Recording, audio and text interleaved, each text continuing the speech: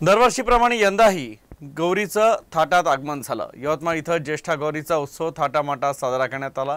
दरम्यान लक्षणीय देखाव्यांनी सुद्धा परिसर भक्तिमय झाला होता।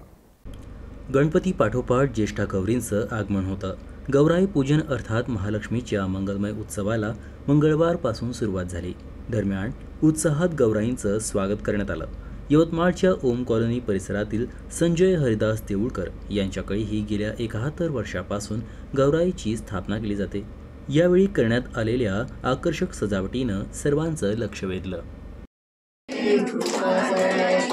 सर्वांगी सुंदर सिंदुराची कंठी जाते माळ मुक्ता फळाची।